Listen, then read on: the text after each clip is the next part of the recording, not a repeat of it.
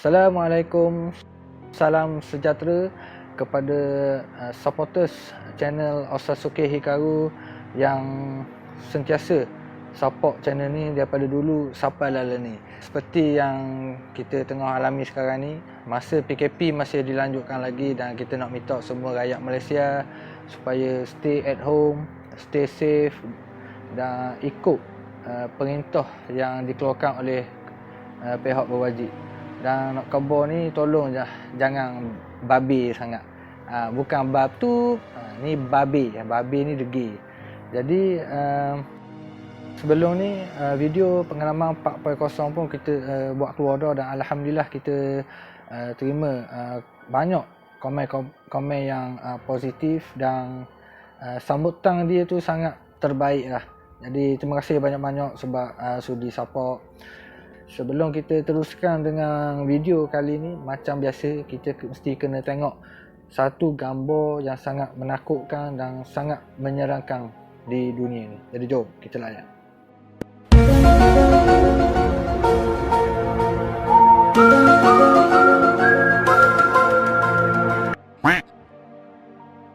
Video ni adalah salah satu pengalaman yang sangat menyerangkan lah bagi saya dan isteri ketika bercuti di 5 buah negeri, iaitu Selangor, Kedah, Perak, Pulau Pinang dan Cameron Highland, iaitu di Pahang.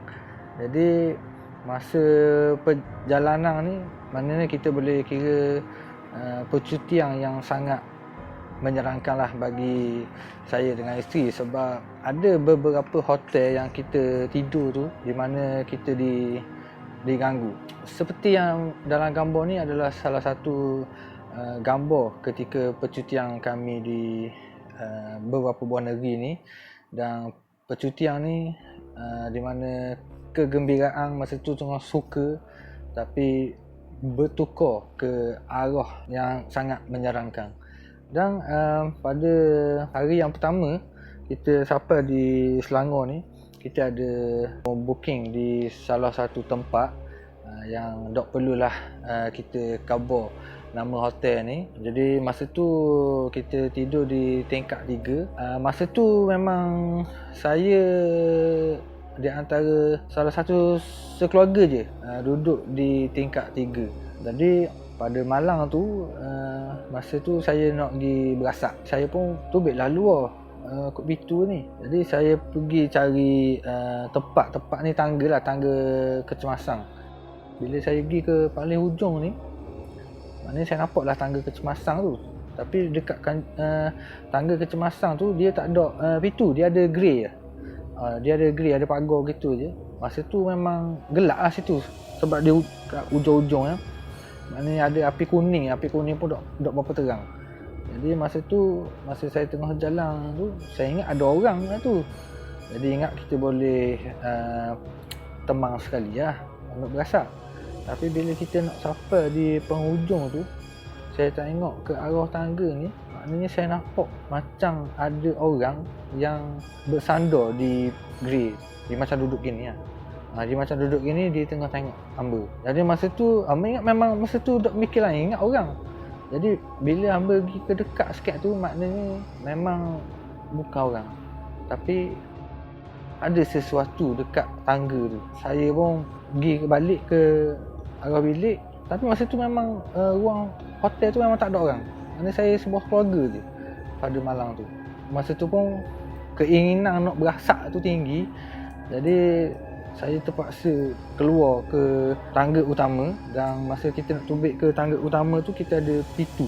Dia ada pintu ni memang safety lah, mana kita tak boleh masuk kecuali kena guna kad. Kad ada dalam bilik, memang dia tak boleh nak keluar sebab kad tu kena guna untuk kegunaan dalam bilik kot. Jadi masa tu saya duduk luar seorang.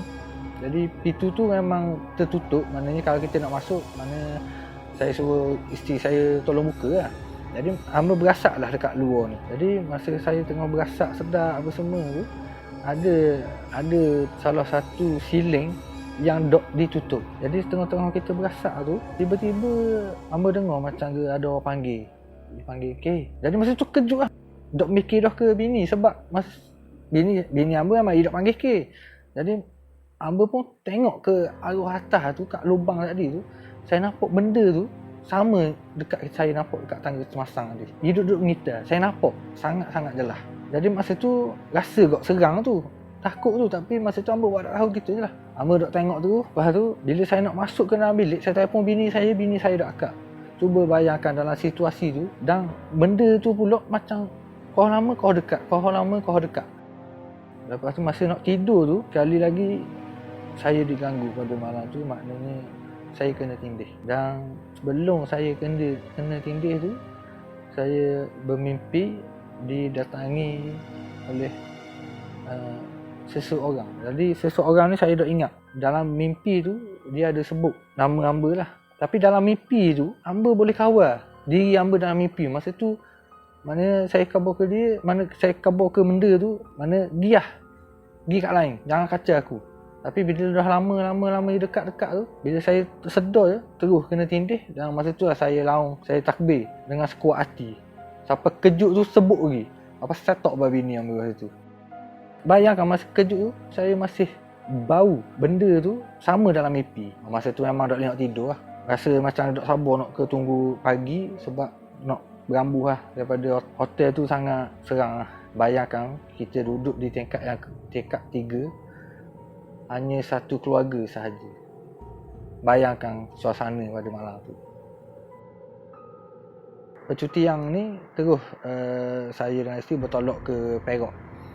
Dan di Perak ni memang banyaklah tempat-tempat yang kita pergi bawa anak-anak kan. Dan hotel yang paling berdekatan dengan Mac masa tu adalah Cube Hotel.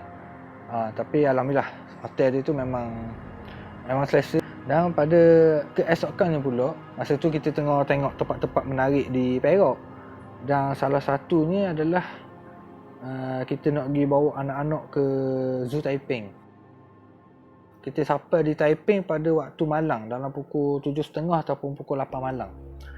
Dan masa tu keadaan hujan yang sangat lebat lah masa tu. Jadi kita cari hotel yang berdekatan. Dan masa tu kita jumpalah satu hotel ni yang saya tak boleh nak sebut nama dia. Dan memang perlu saya rahsiakan. Dan pada malam tu memang hujan yang sangat lebat. Masa tu kita tak mikir benda dah. Cuma kita nak masuk tidur je. Jadi lepas kita buat pembayaran apa, dia berilah kunci bilik hotel. Jadi masa tu memang dia tak tahu apa kita. Dia khabar arah sahaja. Dan pada masa yang sama tu, masa tu saya duduk di dekat kaunter tu, saya rasa tak sedap dah sebenarnya. Pada malam tu dengan keadaan sekeliling hotel tu, saya kurang selesa dah. Nampak macam surang je. Lepas pada kita tahu arah ke bilik ni, lepas ada saya buka je pintu daripada lobi tu untuk ke arah bilik, saya boleh rasakan aura yang sangat menyerangkan dekat suasana hotel ni. Dengan bayangkan adalah keadaan dia surang masa tu.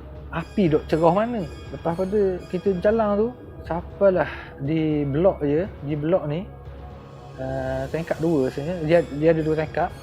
Bayangkan sebelum kita nak lalu ke blok tu, dia ada tangga untuk naik ke atas. Saya rasa macam ada orang duduk kat tangga. Masa kita jalan tu, kita rasa macam ada orang kat tangga. Padahal tak ada orang masa tu. Dan lepas pada kita jalan tu, di pertengahan blok tu, dia ada pula tangga sendiri. Masa ni isteri dia perasan dan dia merasakan ada sesuatu dekat tangga tu. Sebab masa tu dia takut. Masa tu hamba pun takut kau. Masa tu hamba pegang anak lagi. Lepas pada kita jalan tu, bila kita tengok nombor, adalah kedudukan yang paling hujung. Dan depan bilik ni ada kolam air. Masa tu saya macam heran lah. Sebab sebelum kita nak sampai ke hotel tu, blok tu sangat gelap. Tak ada api. Maknanya tak ada orang lah. Jadi dia beri ke kita, jarak dia tu memang panjang. Memang jauh nak ke sampai ke bilik tu. Bayangkan masa kita lalu tu dengan keadaan suram, gelap. Dan kita bilik yang paling hujung. Lepas tu dengan rasa satu perasaan ni mari kurang selesa, sangat-sangat kurang selesa. Rasa macam agak ada sesuatu di sekeliling tu. Jadi kita masuk dalam hotel ni, dan pada masa tu pula saya dok terfikir untuk merakam suasana kejadian yang terjadi pada hotel tu. Dan pada malam tu macam biasa saya nak pergi berasak. Jadi masa tu memang dok fikir benda dah. Jadi saya pun duduk ke luar bilik, dan depan bilik tu ada satu kolam air. Masa tu dok nampak benda-benda lagi. Jadi masa tu memang depan otak memang kita nak berasak je. Dan pada yang main lapu lah pula nak cerita ni. Jadi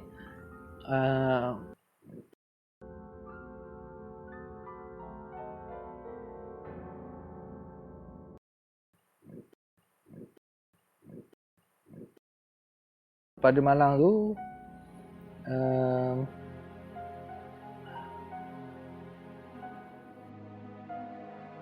apa benda firasat saya yang pertama tadi, maknanya saya rasa macam ada orang dekat tangga tu. Memang kita boleh kata memang ada orang kat tangga. Memang ada orang kat tangga. Orang, tapi bukan orang yang sebetulnya. Bayangkan suasana pada malam tu yang Amba tak kerti lah nak khabar mana. Suasana dengan hujannya, gelapnya. Saya pun maknanya berasak lah macam biasa. Tapi tak lama lepas pada tu, pada masa duduk dekat depan bilik hotel tu, maknanya saya berasak macam biasa lah. Tapi secara tiba-tiba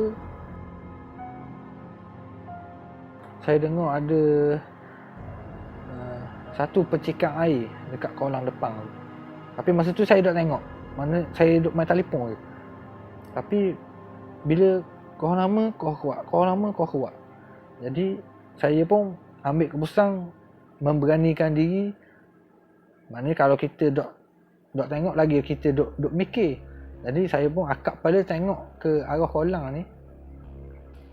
Saya nampak macam ada seseorang.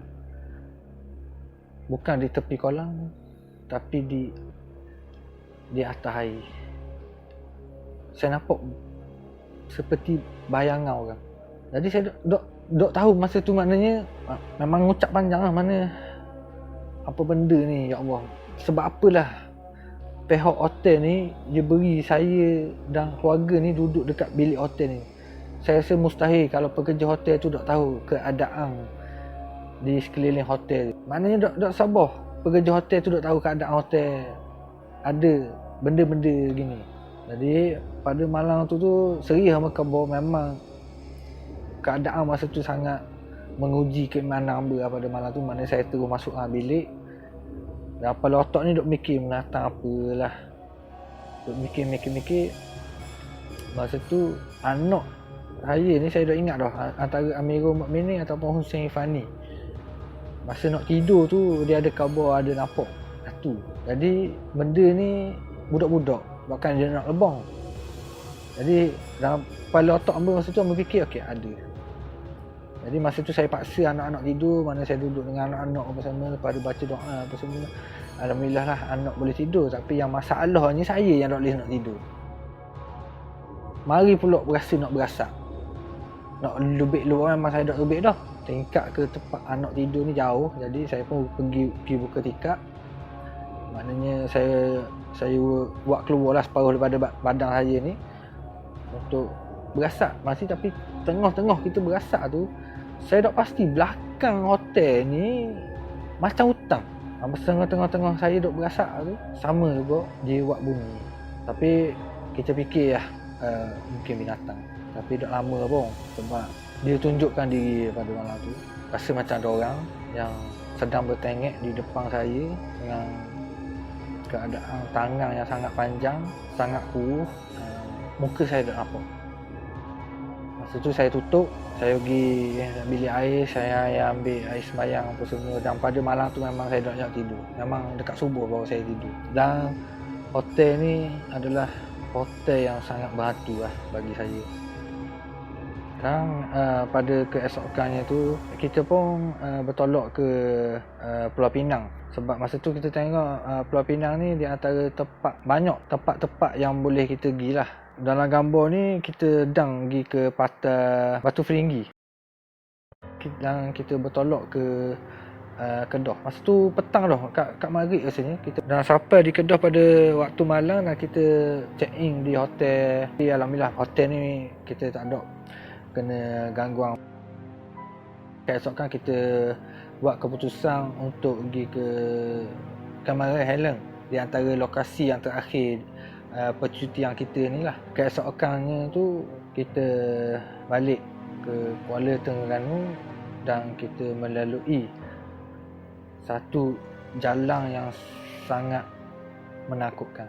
Jadi masa tu kita keluar ke Cameron Highland pada pukul 4.30 petang ataupun pukul 5 petang. Jadi kita pun wave lah untuk balik ke Kuala Terengganu, dan dalam wave ni dia tunjuk jalan yang paling shortcut lah melalui Fedaring. Masa tu kita tak tahu Fedaring tu guana-guana keadaan. Jadi kita pun bertolak balik apa semua. Kita sampai di Gua Musang tu pada jam pukul 8 malam, dan saya berhenti berehat sekejap, minum air, dan perkara yang menakutkan dalam hidup saya akan berlaku tak lama lagi. Masa tu saya dah isi minyak dekat Shell. Dia ada Shell belah kiri masa tu. Masa kat pukul 9 lah. Masa tu keadaan masa tu tak ada orang ni dah atas jalan. Jadi masa tu saya kuatkan semangat, kita mikir apa otak, maknanya tak apa, mungkin ada kenderaan lain yang kita boleh ikut lah. Jadi saya pun teruskan perjalanan, dan kita dipisahkan dengan jalan besar tu di Simpang 3. Dan saya mengarah ke kanan, dan straight tu kalau tak silap jalan ke Kuala Kerai.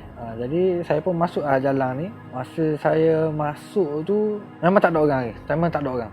Dekat Kelapa Sawit sini.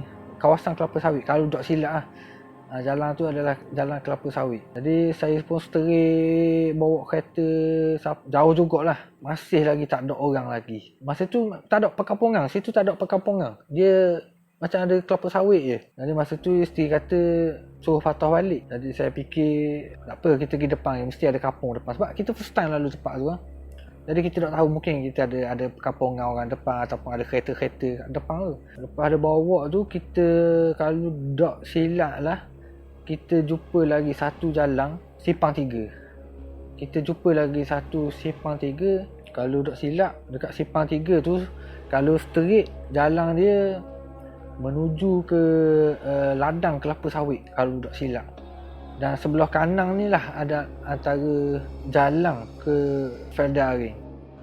Dan lepas pada kita berhenti dekat Simpang 3 ni, saya rasa tak sedap hati. Saya rasa macam salah jalan ni. Dan saya masuk lagi sekali alamat rumah, dan dia masih menunjukkan jalan yang betul.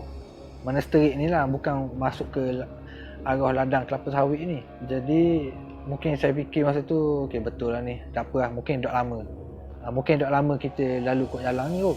Sebab masa tu tak ada sebuah kereta pun lalu dekat Simpang 3 ni. Jadi nak orang memang kita tawakal lah, jalan terus lah. Dan pada masa ni kalau tak silap Amirul Mukminin dia tak tidur lagi.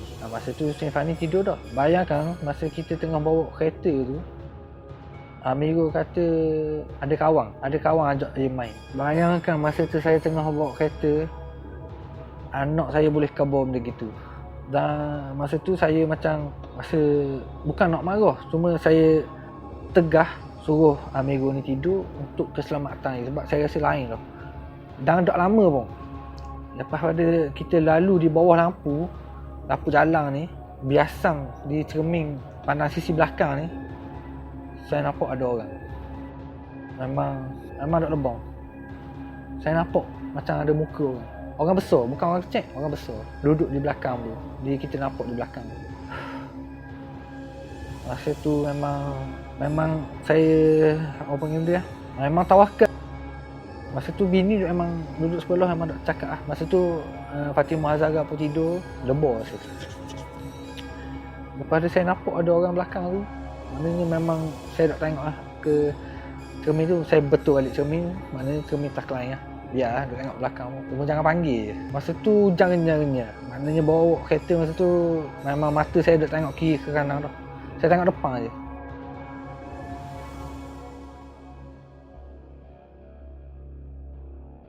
Isteri saya seakan nampak ada satu lembaga yang berwarna hitam bertenggek di tepi jalan. Lepas bini tengok tu, bini baca doa lah. Tapi masa tu memang kita macam tahu dah lah. Tu saya boleh agak dah lah, tapi saya malah tanya. Masa tu pun isteri pun dia dok khabar benda-benda kok, dia diam je. Dan kalau tak silap saya, kita ada lalu di tempat macam hutang. Masa dekat hutang ni, masa kita tengah jalan straight dengan keadaan hujan yang renyah, benda ni saya dok reka. Saya cerita ni mana cerita yang betul. Tak guna pun kalau saya nak lebong. Sebab video ni adalah salah satu pendapatan saya dan untuk saya sara keluarga saya. Jadi tak mungkin saya akan tipu untuk makan benda-benda yang tak berkat. Lepas ada ni, saya nampak satu kelibat yang terbang daripada pokok ni ke seberang jalan. Betul-betul depan kereta saya. Saya tak tahu benda tu mustahil lah kalau burung maju. Masa tu dalam diri ni memang saya tahu dah lah, memang kita kena gangguan. Masa tu memang tak fikir benda lah, maknanya saya bawa je kereta, tak apalah, mau nak terbang ke, mau nak duduk tepi jalan ke, mau duduk lah. Jadi masa tu saya baca doa, saya bawa. Dan ada satu tempat ni saya nampak orang yang sangat tinggi, hitam, tangan panjang, kaki panjang. Dia duduk di tepi jalan. Mustahil kalau betul pokok. Mata saya ni boleh tengok lagi lah. Boleh beza dia dengan pokok ataupun dengan sesuatu. Masa tu memang perasaan takut tu ada. Macam mana kita duduk dalam situasi tu, kita tak berfikir benda gitu. Memang saya ingat Tuhan masa tu. Memang saya ingat. Tapi benda ni saya tak erti nak kabarkan. Tapi kalau ada orang yang pernah mengalami perasaan ni, dia tahu lah. Saya bawa je kereta, tak kira lah saya nampak benda, saya nampak orang ke, saya nampak orang tinggi ke. Dan lepas pada di satu tempat ni kita ada nampak pos guard. Tapi saya heran, dalam pos guard tu dia ada seorang je. Memang berani lah kali duduk seorang. Masa tu saya tak berhenti dah, saya tak benda dah, saya bawa laju je. Tapi saya hang je lah. Masa tu pun saya boleh nampak dia tu macam heran. Mana John ni bawa kereta laju. Dan lepas pada saya lepas dari pos guard tu, memang satu kereta pun tak ada. Sampailah di tempat tak pasti, mungkin dekat kawasan dengan Kenyir tu adalah lori. Masa tu okey lah, ada lori. Tapi kan kita nak follow lori bawa dalam 30-60 bila nak sampai. Tapi lepas tu pun kita buat keputusan juga untuk potong lori tu. Lepas dah kita potong lori tu bagi api. Saya tak tahu dia beri api sebab dia nampak sesuatu ataupun di sebaliknya lah. Tapi masa tu kita tak fikir lah, straight je. Jadi lepas dah kita lalu tu, masa tu hujan lebat. Bayangkan dalam keadaan Fedaring tu dengan tak ada api, kabut tebal dan hujan yang sangat lebat. Walaupun saya angkat api tinggi, tak boleh tengok jauh pun. Dengan jalan-jalan yang berlubang, masa tu saya tak kira dah lubang besar ni, saya langgar. Mana masa tu perasaan serang tu mengatasi keadaan diri tu. Jadi dengan keadaan mikir anak-anak ke bini ni lagi. Jadi lepas pada kita bawa kereta tu, sampailah di satu tempat ni yang membuatkan kalau saya dok bertindak dengan degah, memang menyebabkan kereta saya boleh jatuh ke gaung lah. Siapa-siapa yang pernah lalu di Fedaring ni mesti perasan dekat Fedaring ni dia ada satu selekoh yang sangat tajam yang berbentuk S. Tapi masa kita lalu tu berlaku tanah utuh. Jalan dekat S tu dia baru nak peki. Masa malam tu kalau saya dok balas steering kereta, memang saya akan jatuh gaung lah. Jadi lepas pada kita jalan tu, maknanya kalau malam memang saya tak akan lalu dah di jalan Fedaring. Ada lepas pada mungkin kawasan ni berhampiran dengan kawasan Kenyir juga rasa ni. Saya nampak macam ada orang berdiri di tengah jalan. Jadi benda berpakaian serba putih, seakan berambut panjang. Bayangkan dalam keadaan kabut tebal, hujan lebat, dengan jarak lampu dok lagi jauh, saya redah. Saya langgar. Mungkin ambil masa kurang dalam 3 jam sebelum kita nak sampai ke pengakhiran jalan di Fedaring ni, di kawasan yang macam ada bukit. Saya dikejutkan dengan ada sebuah kereta di sebelah kiri. Saya tak tahu kereta tu rosak ke, dan saya nampak ada seorang lelaki yang cuba menahan.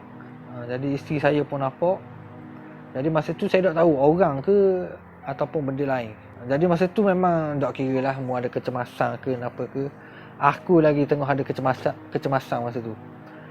Maknanya saya tak tengok dah, ikut anda lah, mu nak tahan ke mu nak aku dok heran lah. Maknanya macam-macam boleh berlaku. Sampailah ke penghujung jalan Fedaring tu, dan alhamdulillah lah kita keluar ke Fedaring ni, dan saya berhenti di sebuah kedai di Gang Badok. Masa tu anak saya sakit perut rasanya, dan isteri dengan anak pergi ke bilik air belakang. Tapi lepas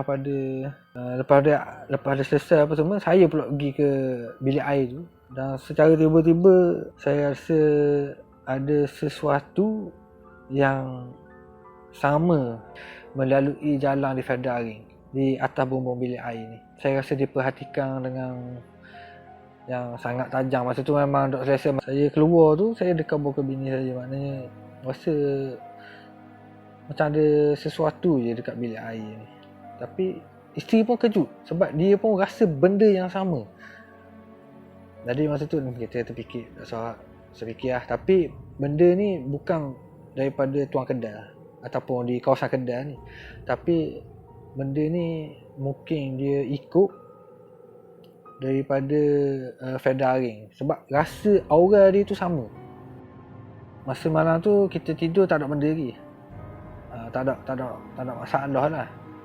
Tapi yang masalahnya pada malam seterusnya. Masa ni dalam pukul 11 ataupun pukul 12 antara gitulah. Masa tu kita tidur bawah dekat kawasan yang saya tengah shoot ni, tapi di sebelah kanan. Tapi masa kita nak tidur tu, masa tu Amigo tidur dah. Husin Fani ni tak tidur lagi. Dia kata dia takut. Dia takut nak tidur. Saya tanya dia sebab benda. Sebab dia kata ada hantu. Kalau budak kata ada, mesti ada. Masa dah Husin Fani ni tidur, tiba-tiba saya pula rasa takut. Tiba-tiba rasa macam ada benda je yang dekat dengan saya. Dan saya ni cuba cari apa benda yang ada di sekeliling ni. Dan secara tiba-tiba saya dikejutkan dengan ada 2 wajah yang munculkan di langsir.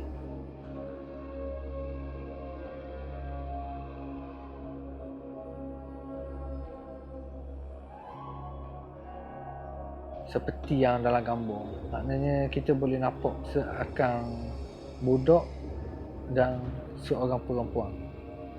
Ada budak dan orang perempuan. Jadi masa tu memang kejut lah. Sebab depan mata tak jauh pun dengan kedudukan saya tidur tu. Depan aja. Dan tempat yang kita nampak ni adalah di sebelah saya ni. Di tingkat ni lah. Mula-mula saya tak tahu lagi. Mana saya fikir masa tu mungkin biasang api. Saya fikir gitu. Mungkin api jalan. Lepas tu saya pun tidur. Tapi lepas pada saya buat tidur, benda tu makin dekat. Dan seolah-olah macam dia panggil. Dan saya pun memberanikan diri ni, ambil telefon dan saya ambil gambar ni lah untuk dijadikan sebagai bukti apa yang saya nampak ni sangat-sangat jelas.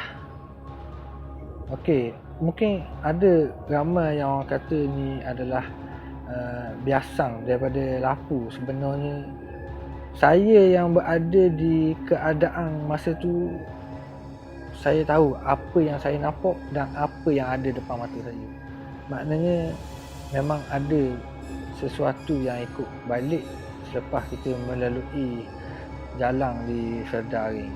Sebab tu masa kita lalu dalam Fedah hari tu kita rasa kurang selesa. Rupanya ada benda yang ikut.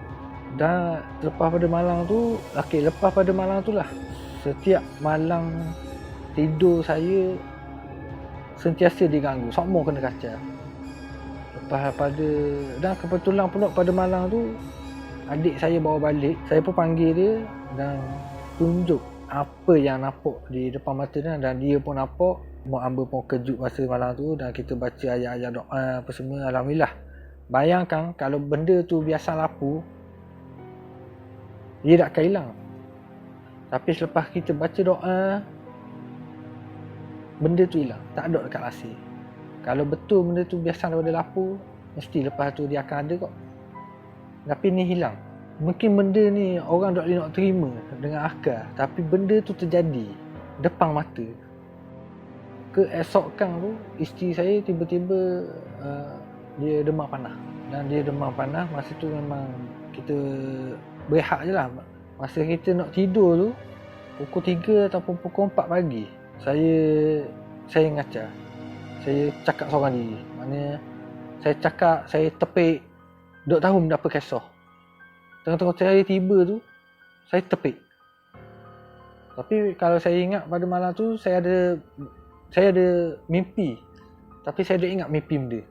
Dan mimpi ni pula berlarutan sampai hari yang ke-4 selepas saya duduk di rumah. Setiap malam saya akan mengajar, saya akan cakap seorang, saya akan tepik. Tapi tepik saya tu saya melaungkan takbir lah. Saya sebut Allahu Akbar tu. Hu Akbar tu adalah di alam nyata. Allahu tu dalam mimpi. Ba' ni saya tengah tepik. Dan lepas pada hari yang kedua, yang ketiga tu saya rasa saya tak tahan dah. Saya tak tahan. Dan pada malam tu saya bermimpi pula sekali lagi. Tapi dalam mimpi ni saya boleh kawal dan saya sedar. Dan mimpi saya ni saya didatangi oleh sekumpulan orang. Saya tak nampak tapi macam asap-asap itu. Orang ni berbentuk orang tapi macam berasap. Dan dia nak mari kat saya ni. Masa tu dalam mimpi tu saya boleh khabar ke dia, kalau mu daripada Fedah Aring, mu tolong balik. Mu tolong balik. Maknanya daripada mimpi tu kok dia berkerah untuk tak mau balik. Dan pada masa tu juga saya melaungkan Allahu Akbar pada jam 9 pagi. Bayangkan saya mimpi tu malam, tapi bila saya lepas pada mimpi tu saya kena tindih. Lepas pada kena tindih ni, saya laungkan Allahu Akbar ni, dan bak ni terkeluar di alam nyata ni pada jam 9 pagi. Pagi-pagi hari duk ngacar. Masa tu kebetulan mak saya ada, adik-adik saya ada. Dia kejut. Setok apa? Mana serumah setok. Kuat lah, memang kuat. Lepas pada masa tu memang saya rasa gerang ada. Memang dia ikut balik lah. Memang dia ikut. Lepas tu mak saya pun buat keputusan untuk panggil ustaz lah. Saya dah ingat lah ustaz ni nama benda. Seperti dalam gambar ni adalah gambar yang seorang ustaz yang memberi sedikit rawatan lah kepada hamba. Memang teruk lah. Dan selepas pada rawatan tu, Alhamdulillah selepas tu tak ada lagi gangguan. Maknanya saya pun kembali sihat. Dan ustaz ni dia ada khabar yang ada sesuatu yang menumpang dekat tubuh saya ni. Iaitu dia kata ada orang tua yang bertongkat. Dia kata, dan dia tanya saya, ada tak satu gambar yang nampak muka saya ni lah. Saya kata ada. Dan secara terkejut sebab lepas pada kita tengok balik gambar tu, kelihatan muka saya ni nampak macam sangat tu, sepertinya dalam gambar ni lah. Laluan Fedah hari ni memang saya tak akan lalulah pada waktu malam bersama dengan keluarga tu. Video ni bukanlah bertujuan untuk membuat orang, video ni bukanlah bertujuan untuk menakut-nakutkan orang. Cuma saya nak berkongsi pengalaman melalui detik-detik hitam di Fedah hari ini. Apa yang saya paling respect adalah driver-driver lori yang sanggup melalui jalan Fedah hari ini demi mencari rezeki kepada keluarga. Saya doakan semoga abang-abang lori ini sentiasa dimurahkan rezeki dan dipermudahkan segala urusan. Amin, amin, amin. Ya Rabbana Alamin. Sebenarnya kisah di Fedah Aring ni adalah kesinambungan yang berlaku pada masa sekarang ni.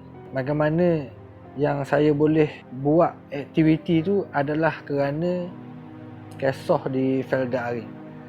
Fedah Aring inilah yang membangkitkan sesuatu yang lama dah saya tinggal sebenarnya.